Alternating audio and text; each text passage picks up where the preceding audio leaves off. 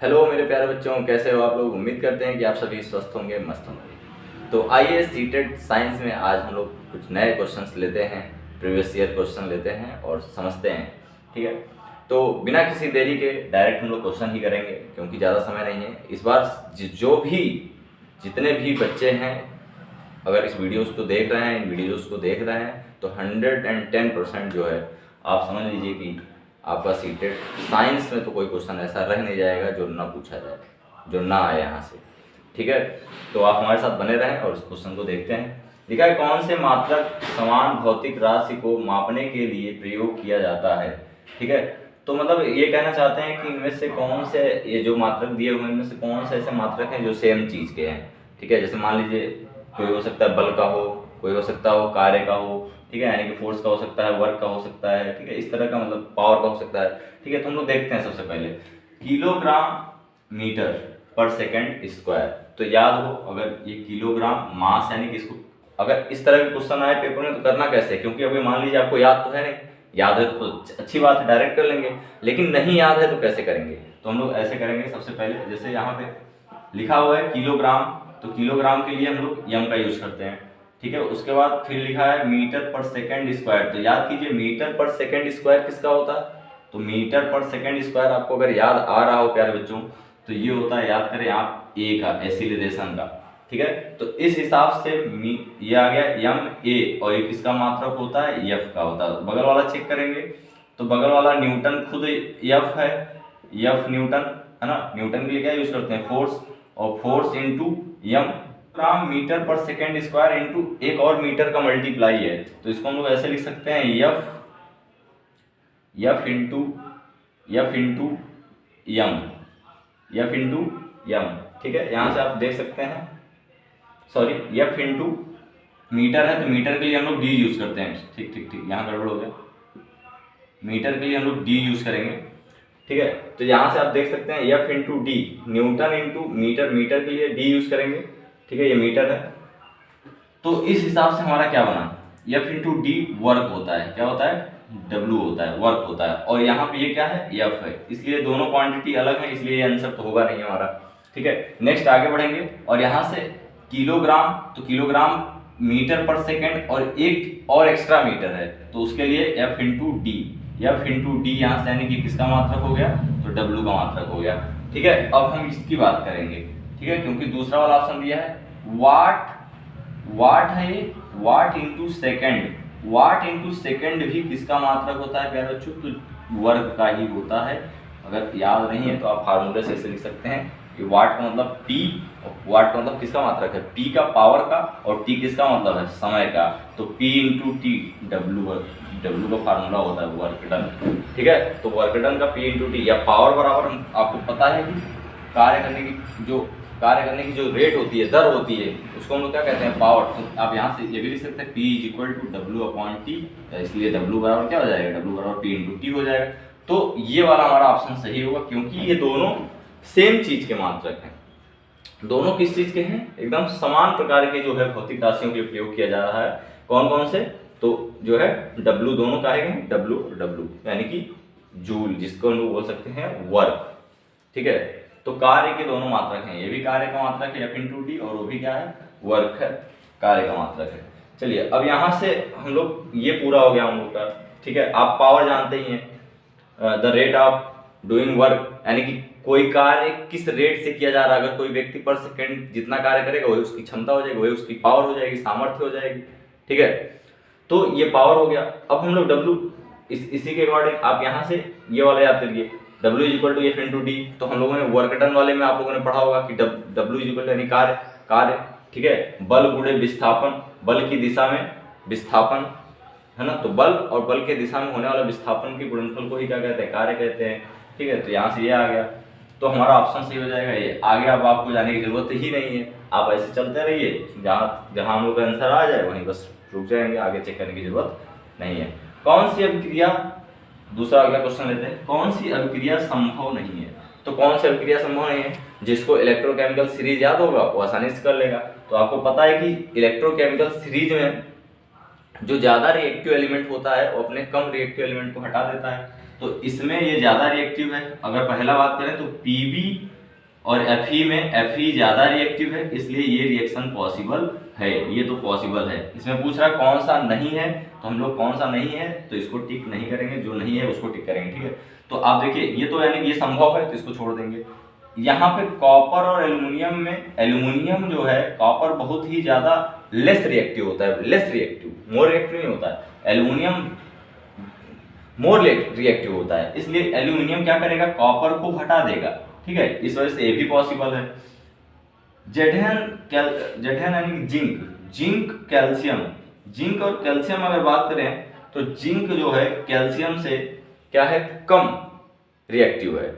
Zinc जो है calcium से क्या है, कम रिएक्टिव है, इसलिए जिंक जो है कैल्शियम को इसके सॉल्यूशन से बाहर नहीं कर पाता है, इसलिए ये वाला रिएक्शन आपको यहाँ हो जाएगा गलत, यानी कि ये संभव नहीं है, ये वाला संभव नहीं है। और Mg प्लस Zn प्लस, ये आप यहाँ देख सकते हैं कि मैग्नीशियम मोर रिएक्टिव है किससे, Zn से, तो इसको आसानी से प्रतिस्थापित कर देगा, डिस्प्लेस कर देगा, ठीक है। तो हमारा आंसर हो जाता है कौन सा, कि Zn ये जो है कैल्शियम को इसके सॉल्यूशन से बाहर नहीं कर पाता है, क्योंकि ये लेस रिएक्टिव है, ये कमजोर है। और कमजोर व्यक्ति कभी भी ताकतवर, आप जानते हैं ताकत वाले व्यक्ति को कभी भी उसको उसका जगह से हटा नहीं सकते हैं, ठीक। तो इसलिए हमारा आंसर ये सही हो जाएगा।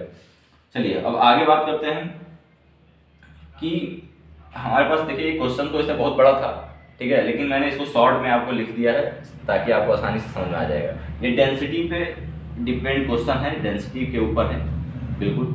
तो डेंसिटी आपको सबसे पहले पता होना चाहिए कि डेंसिटी क्या होती है। तो अगर हम बात करें डेंसिटी, तो मास पर यूनिट वॉल्यूम, ये क्या होता है, डेंसिटी, ठीक है। यानी कि अगर मान लीजिए हमारे पास इतना वॉल्यूम है, तो और इसमें पार्टिकल भरने, मेरे पास दो है, सेम वॉल्यूम के दो कंटेनर हैं, और इसमें जो है अब हमको मास भरना है। तो मास, एक में मान लीजिए ये पार्टिकल्स भरे हुए हैं और एक में पार्टिकल भरे हुए हैं, ये उम्मीद करते हैं कि आपको दिख रहा होगा, ठीक है।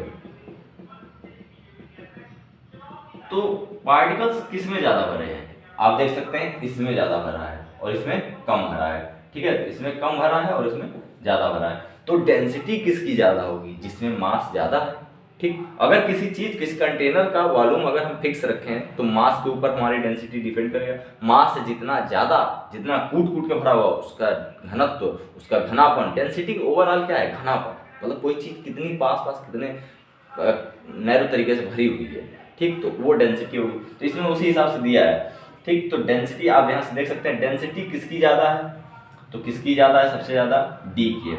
और हमेशा याद रखिए वाटर, इसमें ये है कि कौन सा द्रव किसमें डूब जाएगा, कौन सा द्रव किसके ऊपर तैरेगा, इस तरह का क्वेश्चन है। तो इसके लिए मैं डायरेक्ट आपको बताना चाहूंगा कि जिसकी डेंसिटी जिससे कम होगी, ठीक है। जैसे वाटर और नींबू हम लोग एक्सपेरिमेंट करते हैं, तो वाटर और लेमन के साथ क्या करते हैं कि वाटर में लेमन को ऐसे डालते हैं तो लेमन क्या हो जाता है, डूब जाता है। लेकिन जब हम लोग वाटर में क्या करते हैं, सॉल्ट मिला देते हैं, सॉल्ट मिला देते हैं, ठीक है। सॉल्ट मिला के हम लोगों ने वाटर की डेंसिटी को क्या कर दिया, बढ़ा दिया, ठीक है। तो फिर नींबू की डेंसिटी क्या हो जाती है, कम हो जाती है, इसलिए नींबू जो है उसमें तैरने लगता है, डूबता नहीं है, ठीक है। तो हमेशा याद रखिए जिसकी डेंसिटी कम होगी वो ऊपर तैरेगा और जिसकी डेंसिटी ज्यादा होगी वो नीचे तैरेगा, ठीक है। तो जिसकी डेंसिटी ज्यादा है, यानी कि डी की डेंसिटी ज्यादा है, तो यानी कि सबसे नीचे होगा, तो सबसे नीचे कौन होगा, डी, ठीक है। फिर उसके ऊपर कौन होगा, तो उसके जस्ट ऊपर होगा सी, ठीक है ना, यानी कि उसके ऊपर तैरेगा कौन, सी तैरेगा। समझ रहे हैं नहीं समझ रहे आप, सबसे नीचे डी तैरेगा, ठीक, उसके ऊपर सी तैरेगा। अब उससे कम कौन है, बी की डेंसिटी, तो बी उसके ऊपर तैरेगा, इसकी डेंसिटी सबसे कम है, ठीक है। और सबसे कम यानी कि उससे भी कम, सी से भी कम किसकी डेंसिटी है, ए, तो ए सबसे ऊपर तैरेगा। तो इस हिसाब से क्वेश्चन आपसे पूछा गया था कि कौन किसके ऊपर तैरेगा।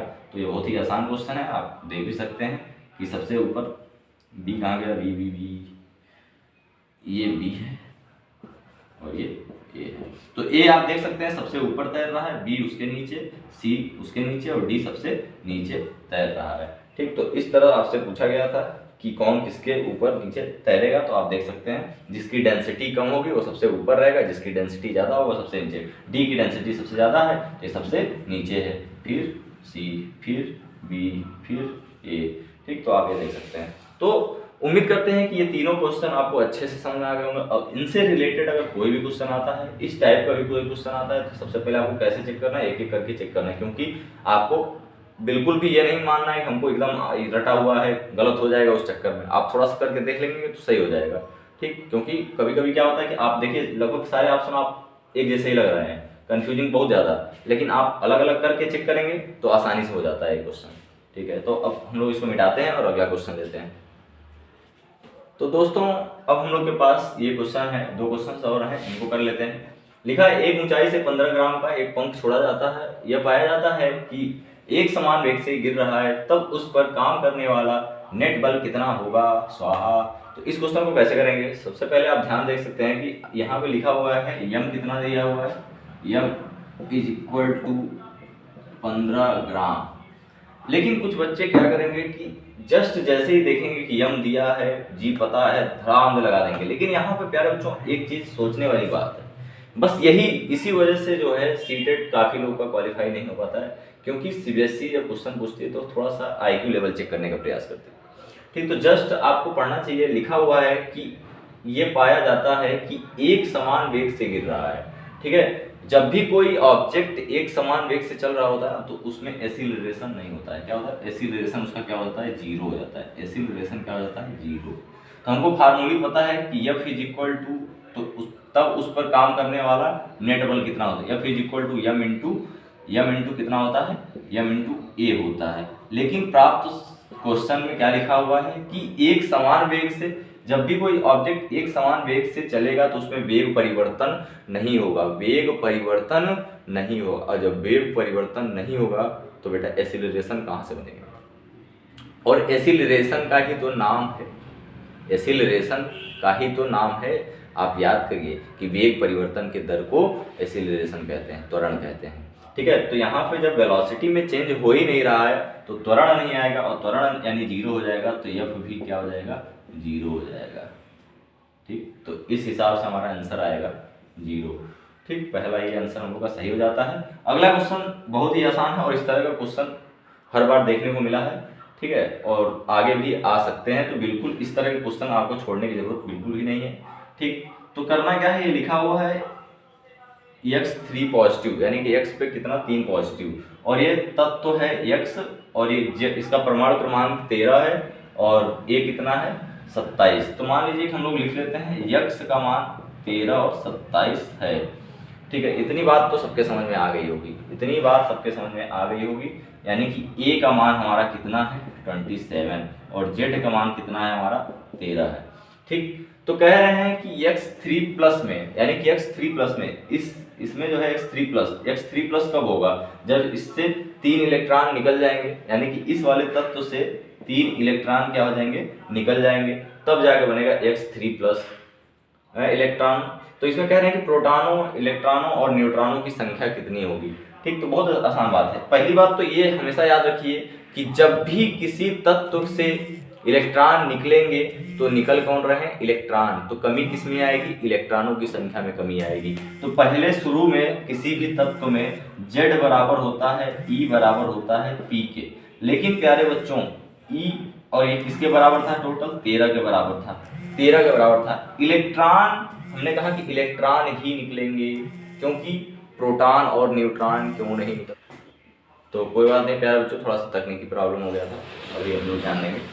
ठीक है, तो यहाँ पर मैंने क्या कहा कि इलेक्ट्रॉन निकलेंगे, प्रोटॉन नहीं निकल सकते। प्रोटॉन क्यों नहीं निकल सकते हैं, क्योंकि प्रोटॉन नाभिक में होते हैं, इसलिए प्रोटॉन तो नहीं निकल सकते।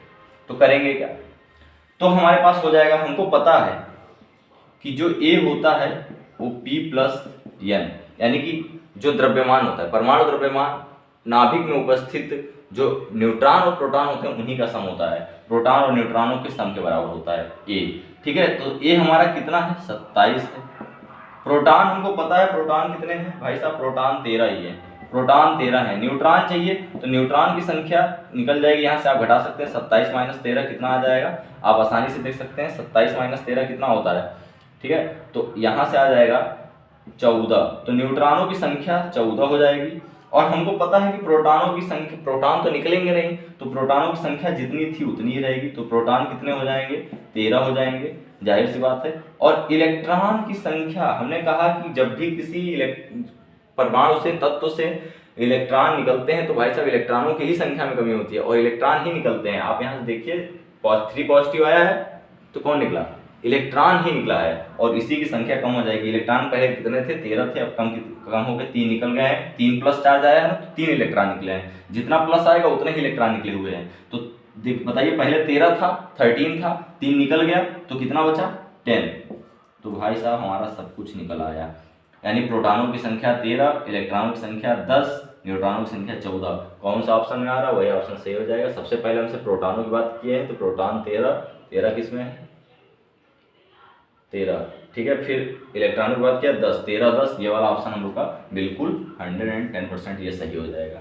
तो बिल्कुल उम्मीद करते हैं कि अगर इस तरह का क्वेश्चन आप आया पेपर में तो आप आसानी से कर ले जाएंगे, ठीक है। तो आज के लिए बस इतना ही रखते हैं, बाकी आप हमारे साथ बने रहिए। जिन भी बच्चों का सीटेट नहीं निकल रहा है, बिल्कुल 110% मैं बता रहा हूँ कि आप सिर्फ इन्हीं क्वेश्चंस को देखिए, क्योंकि इनका फुल एनालिसिस जो हम लोग कर रहे हैं, ठीक। तो इसके अकॉर्डिंग आप बिल्कुल तैयारी करते रहिए, बाकी अपना भी पढ़ते रहें। इन प्रीवियस ईयर क्वेश्चन को भी जरूर देखें, इससे आपको पता चलता है किस लेवल के क्वेश्चन आते हैं, किस टाइप के आते हैं, कैसे आते हैं, ठीक। तो ऐसे आप क्वेश्चन आसानी से कर ले रहे हैं तो बहुत अच्छी बात है। ऐसे ही क्वेश्चन आपको पेपर में देखने को मिलेंगे। धन्यवाद।